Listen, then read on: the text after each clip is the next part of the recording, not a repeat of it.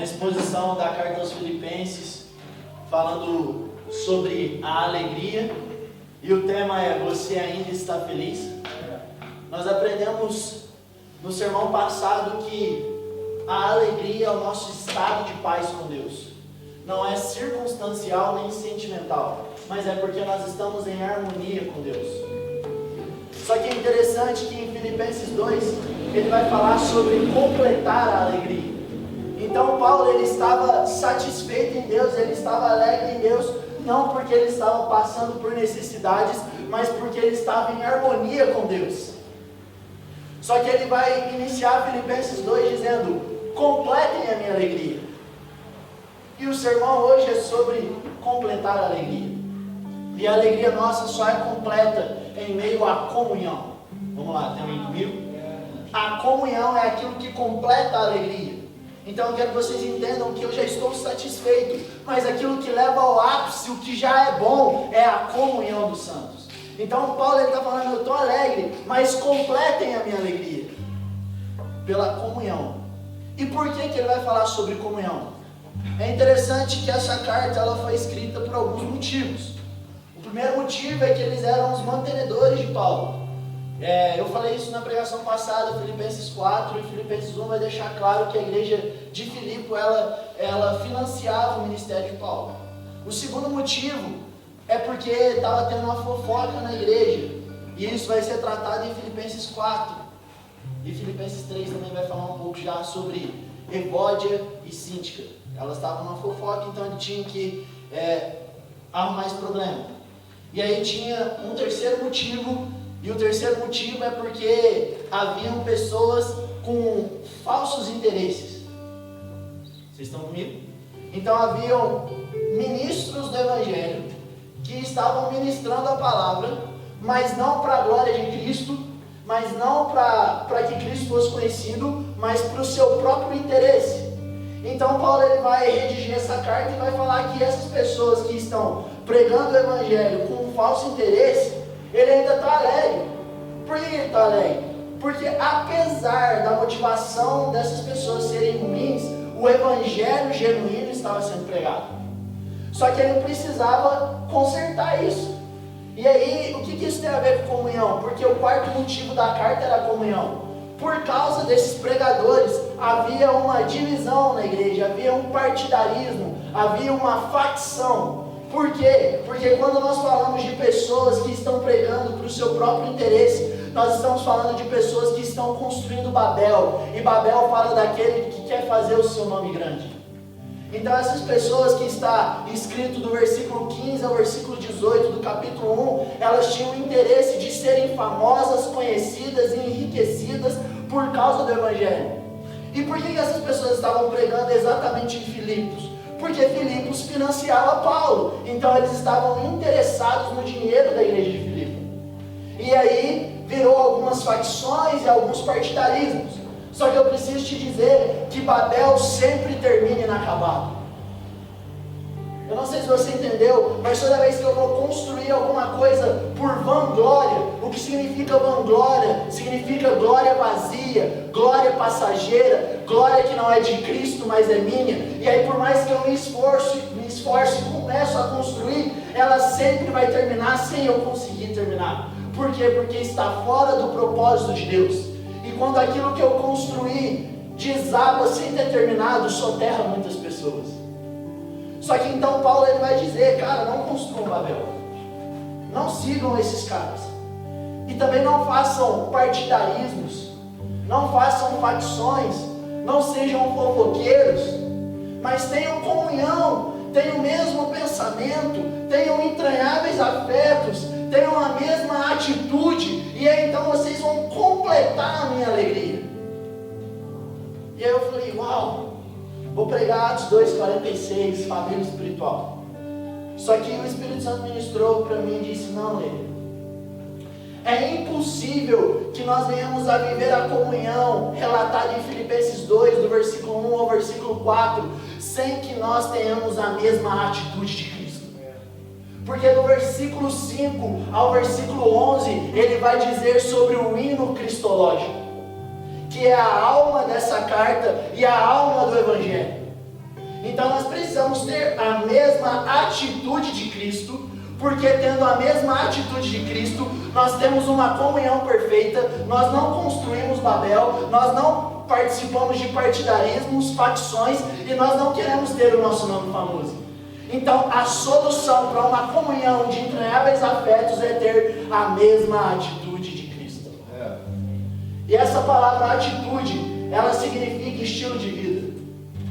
Então nós não estamos falando sobre uma ação singular, que você vai fazer um dia, como se fosse uma boa ação ou uma caridade. Mas nós estamos falando sobre o estilo de vida que você vai adquirir para a sua vida.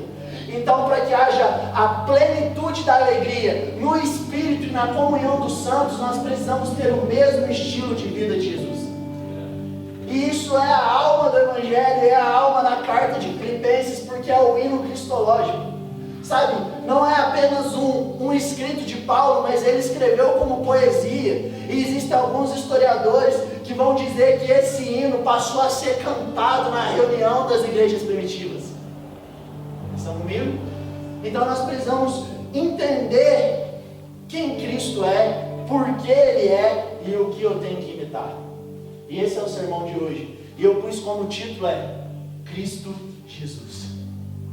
E aí eu queria ir com você, Filipenses capítulo 2, versículo do 5 a 11. Amém? Amém. Estão entendendo, né? Sim. Glória a Deus. Vou só tomar uma água.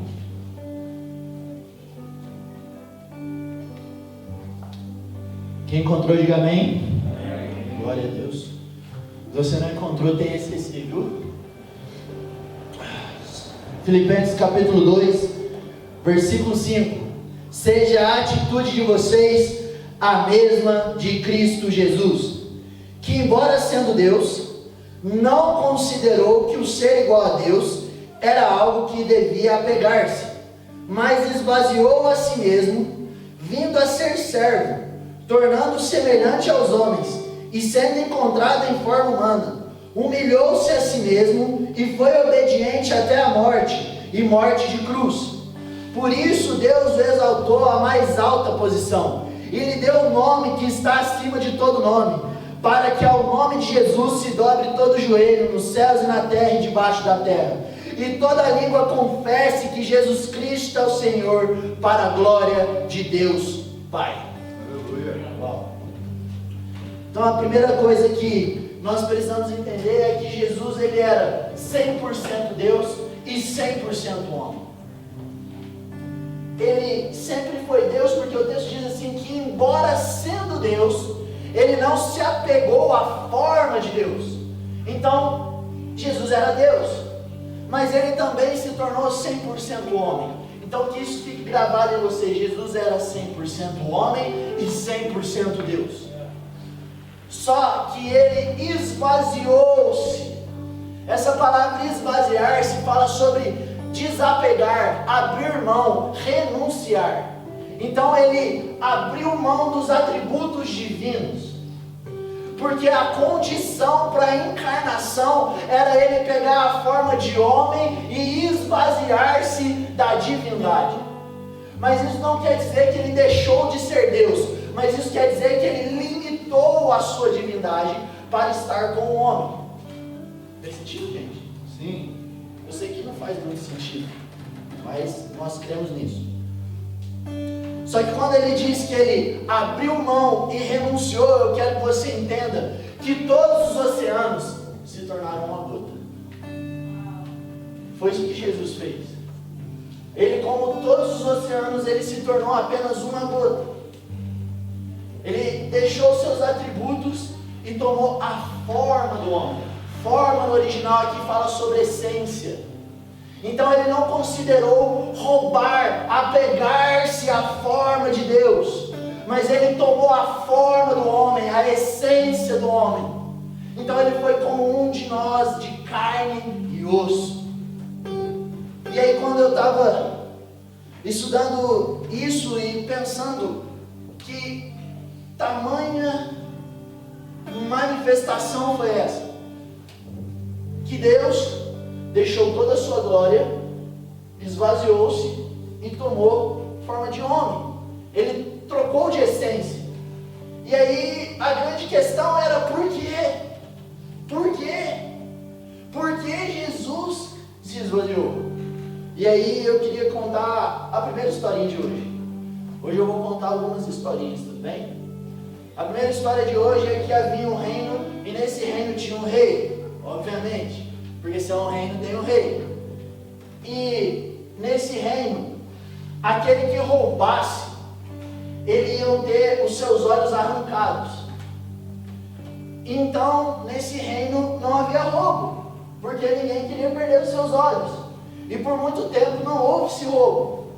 Mas até que um dia acharam uma pessoa roubando. E aí então a polícia pegou essa pessoa e levou ela direto ao rei. Só que tem um detalhe aqui. A pessoa que foi pegada roubando era filha do rei. Era o filho do rei que tinha roubado. E aí então, se o rei diz que não precisa mais arrancar os olhos, ele seria um rei corrupto. Ele estaria indo contra a lei que ele mesmo instituiu. Só que como um rei justo, ele não queria ir contra a lei, porque se ele fosse contra a lei, além de ser corrupto, o reino ia virar uma bagunça, porque agora todo mundo vai falar, posso roubar, porque não vai ter arrancado os olhos. Ou então as pessoas iam dizer, é filho do rei, né, queria ver se fosse a filha da empregada. Só que como ele era um rei justo, ele tomou uma decisão, e aí ele disse o seguinte: se a lei quer 2 olhos, podem pegar os meus. Então por que Jesus esvaziou de toda a sua glória? Porque você, como filho dele, roubou. E a lei pedia que a sua vida fosse ceifada. Mas então Deus disse, como um justo juiz, eu vou enviar Jesus para que ele seja o sacrifício no seu lugar. Então por isso era necessário que ele esvaziasse e tomasse a forma de homem, porque ele precisava pagar o preço da justiça do reino de Deus. E para mim isso já era o suficiente. Nós já podíamos orar. Eu não sei se você está sendo tocado, mas eu já não preciso de mais nada, porque ele fez justiça por mim. Mas o texto continua, não é apenas isso. Vocês estão aí? Sim. E eu queria que vocês usassem a sua criatividade agora.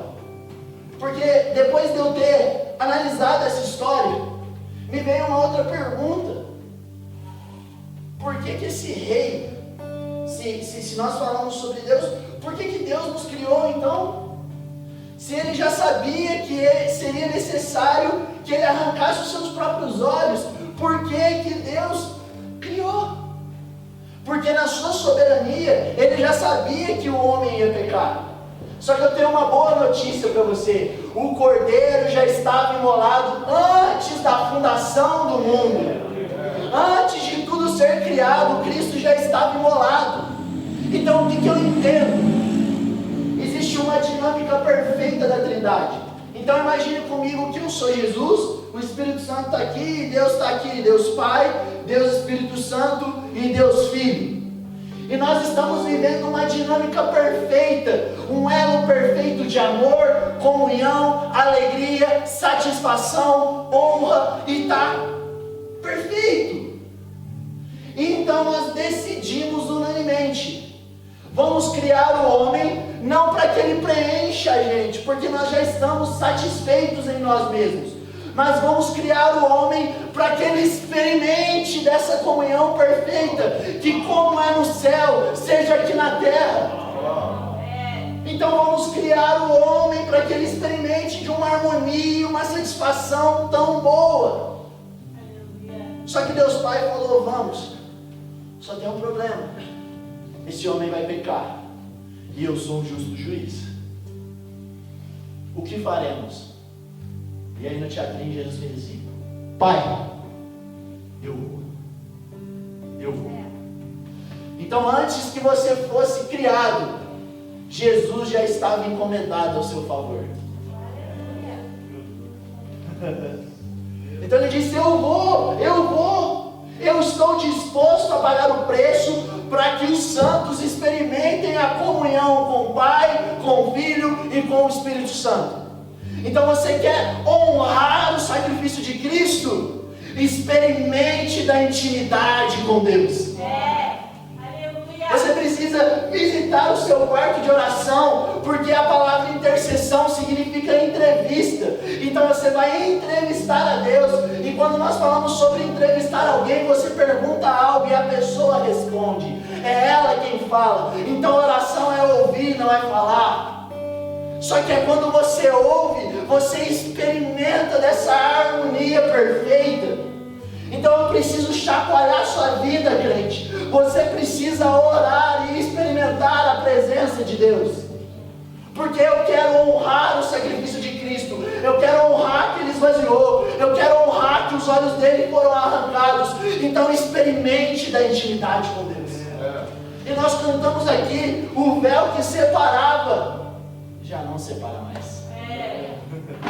Aquilo que você não tinha mais acesso, Deus, por meio de Cristo Jesus, te deu livre acesso. Só que para isso ele precisava se esvaziar. Amém? Amém. E quando ele se esvaziou, eu queria contar outra historinha agora.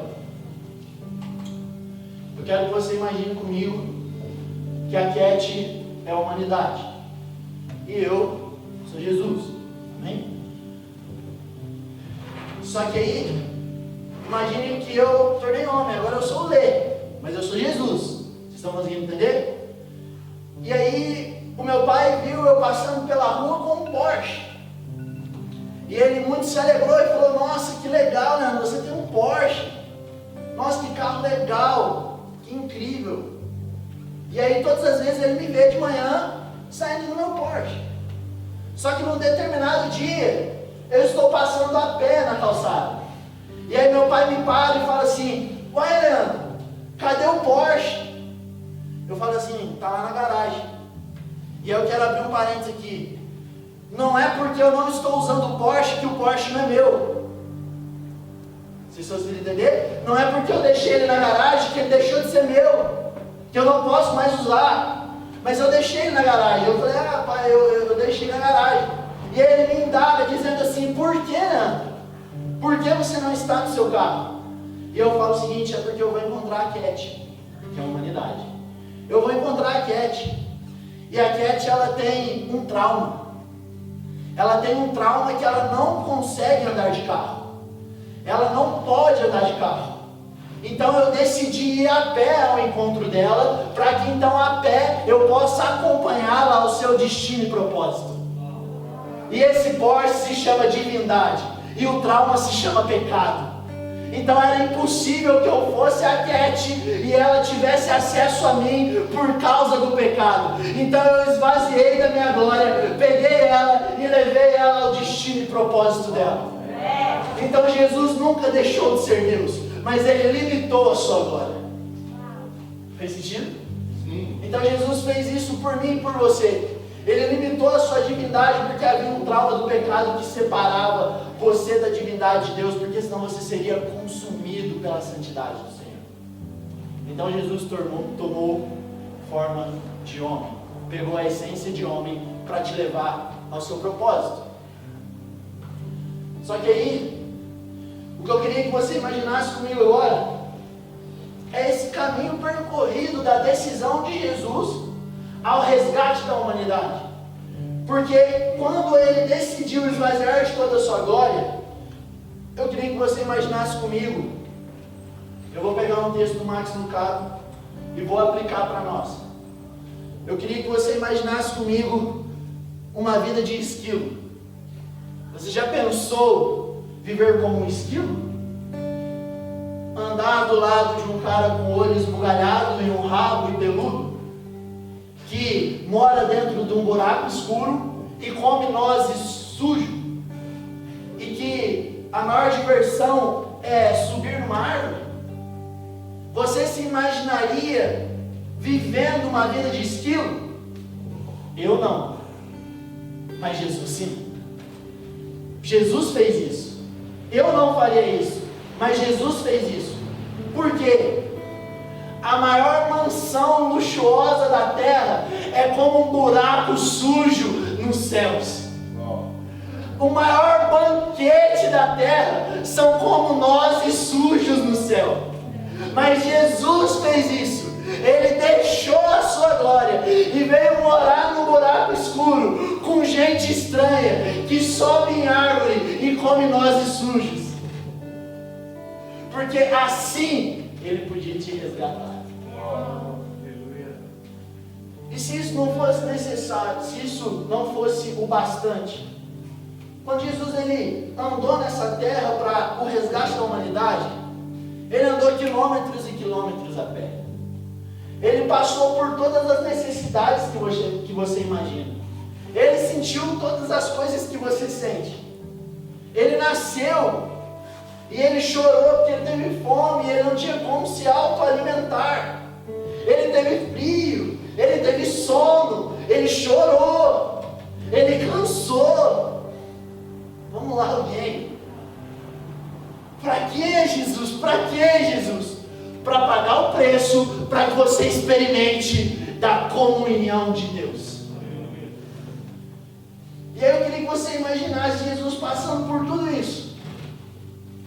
Só que como Ele era 100% homem, mas era 100% Deus, a qualquer minuto Ele podia dar ordem aos céus e aos anjos para resgatá-lo. Por isso o diabo no deserto vai falar: mande os seus anjos. Só que como ele deixou o Porsche na garagem, porque você tinha um trauma com o Porsche, ele não usou da sua divindade. E aí, nessa ação de não usar da sua divindade, mas ganhar a humanidade pelo seu caráter santo, ele destruiu todo o panteão de deuses gregos. E quando nós falamos de panteão de deuses gregos, nós falamos do conjunto da mitologia grega. E a mitologia grega era baseada em que Deus tem poder. Então a divindade falava sobre o seu poder, mas a divindade de Cristo falava sobre o seu caráter incrível. E aí por que ele queria combater essa mentalidade com a igreja de Filipe? Porque eles estavam sobre o efeito helenístico. E aí no seu caráter perfeito ele venceu todas essas coisas. Então ele podia pedir para que os anjos viessem alimentá-lo, mas ele não fez. Se ele se tornou como um esquilo, ele ficou como um esquilo. Ele não usurpou ser igual a Deus. E aí eu queria te dizer uma coisa.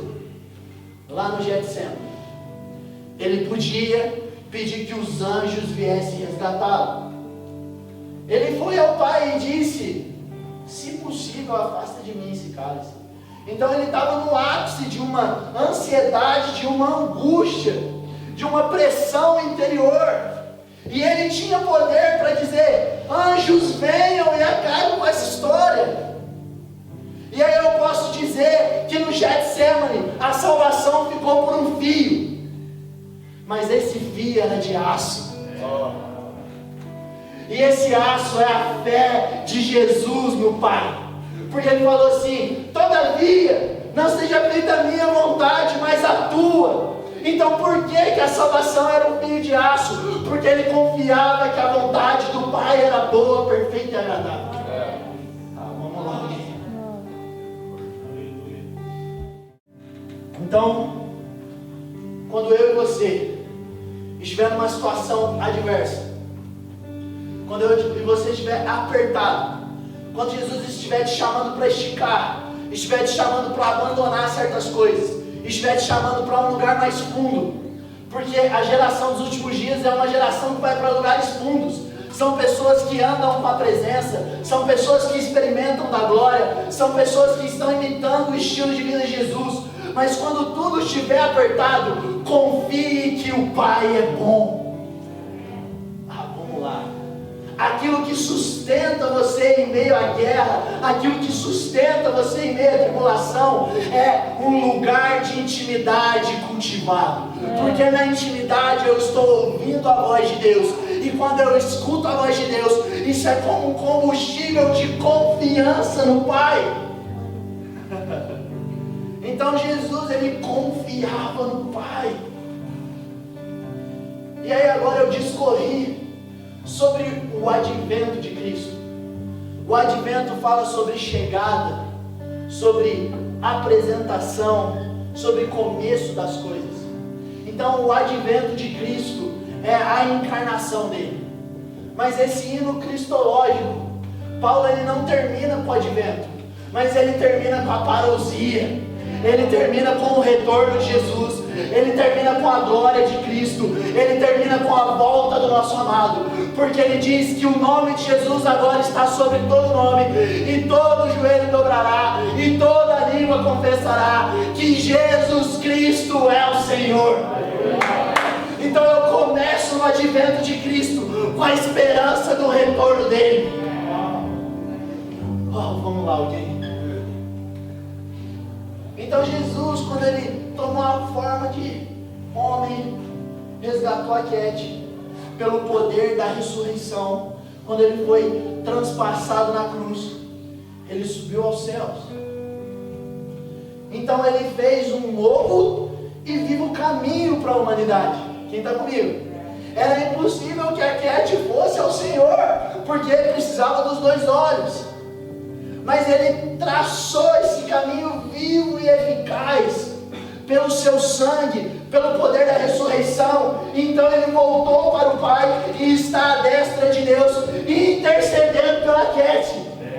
Então, além dele trilhar o caminho, esvaziar da sua glória, resgatar a Cat, preparar o caminho, ele agora está intercedendo ao Pai para que a Cat chegue. E se isso não fosse o bastante, depois que as escamas dos olhos da Cat foi limpo, e ela compreendeu que ela pode conhecer a Deus e ter intimidade com Deus, ele disse assim: é necessário que eu vá, mas eu enviarei o Consolador. Então o Espírito veio sobre a Cat, tomou-a pela mão, porque guiado pelo Espírito significa tomado pela mão, e está guiando ela ao encontro de Jesus nos ares. Então eu e você, como igreja, nós estamos tomados pela mão do Espírito, de volta à paternidade de Deus, pelo novo e vivo caminho de Cristo, que esvaziou de toda a sua glória, tomou forma de homem, padeceu na cruz e ressuscitou ao terceiro dia. Vamos lá, alguém, cara.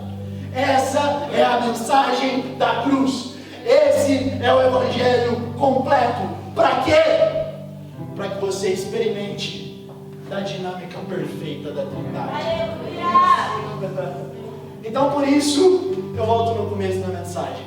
Paulo vai dizer: completem a minha alegria na comunhão de vocês. O que Deus e o Espírito de Jesus fizeram quando criaram o homem?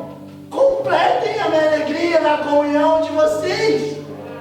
Então é impossível que nós venhamos a ter comunhão apenas por um sermão de correção. Não que eu não ache que a correção não é válida, eu acho que é muito válida. Não é falando só para você parar de fofocar. Tem que falar. Mas você precisa entender que Ele fez tudo isso para que você complete a alegria. Então que o seu estilo de vida seja um estilo de vida de humildade, seja um estilo de vida de serviço. A palavra humildade no original é tapeinos, e essa palavra tapeinos, não sei se pronuncia assim tudo bem, essa palavra tapeinos, ela deu origem para a palavra tapete. E tapete fala sobre estar por baixo, para te dar suporte, te limpar e fazer com que você permaneça em pé. Tapete fala sobre um lugar que você é purificado para entrar em outro. Então você precisa ter o mesmo estilo de vida de Jesus, de humildade, de lavar os pés do seu irmão, de perdoar as suas ofensas, de servi-lo e dar suporte para que você e ele entrem em outro lugar. Porque é na comunhão dos santos que há plenitude de alegria. Vamos lá, alguém, cara? Você ainda está feliz? Eu estou feliz porque eu estou em paz com Cristo, porque Cristo fez um novo e vivo caminho, e porque eu tenho comunhão com os outros, e eu posso servi-los em amor. Eu ainda estou feliz. Então, a comunidade dos santos não é para você receber uma palavra, mas é para você ter o mesmo estilo de vida de Jesus. Então a comunidade dos santos não é a reunião de domingo. A comunidade dos santos é dia após dia, no partir do pão, nas refeições, nas aflições, dando suporte uns aos outros. Então eu estou te chamando para um lugar mais profundo com o seu irmão. Mas isso precisa partir de os olhos abertos para o estilo de vida de Cristo. Por quê? Porque ele vai voltar para uma igreja que pratica o que ele praticou. Amém? Espero que vocês ainda estejam felizes. Sim. Eu estou um pouquinho de falta de ar. Eu preciso emagrecer. Glória. E aí, se não fosse suficiente, o que Paulo vai fazer no capítulo 2 de Filipenses? Ele vai falar sobre a comunhão, sobre os entranháveis afetos, sobre a atitude, o mesmo pensamento, papapá. Só que ele vai dar 4 exemplos. O capítulo 2 é recheado de 4 exemplos de pessoas que eram humildes e serviam ao outro. O primeiro, Cristo Jesus.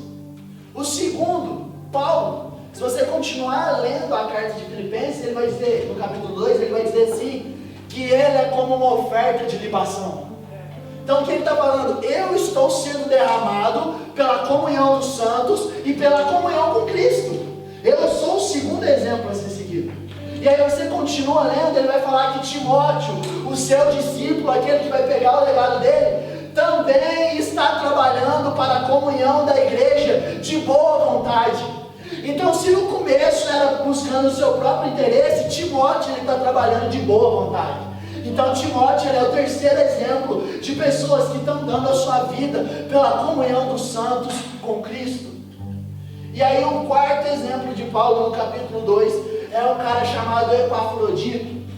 Epafrodito, é um bom nome para o seu filho.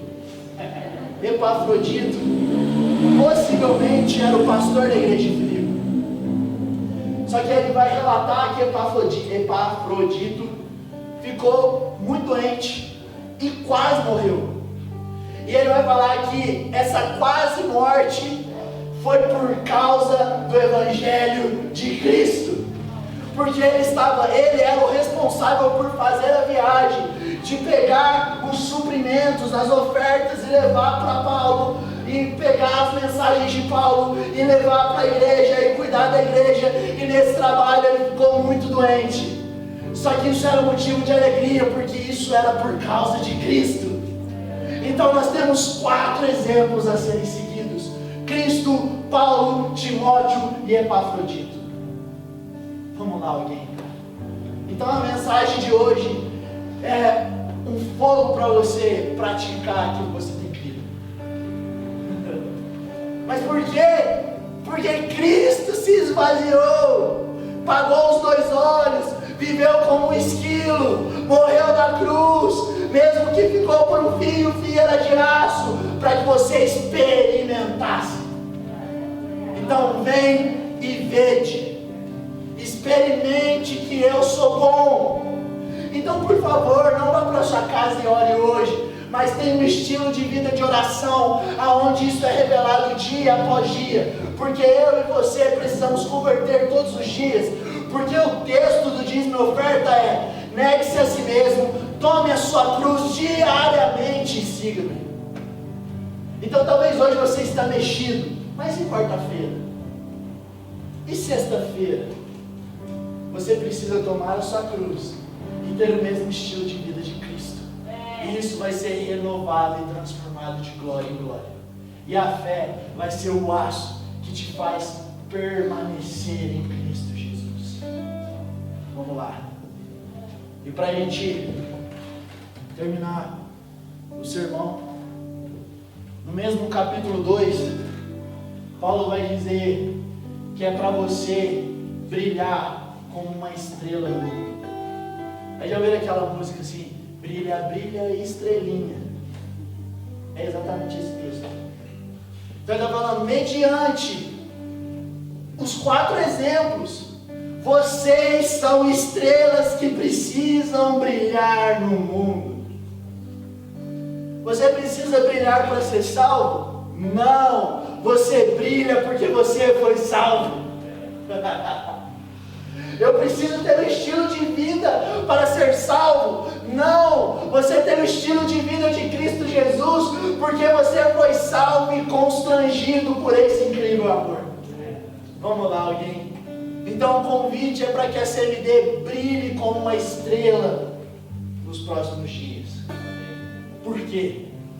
Porque Cristo se esvaziou de toda a sua glória, tomou forma de homem, humilhou-se a si mesmo, morreu numa cruz, ressuscitou ao 3º dia e em breve voltará.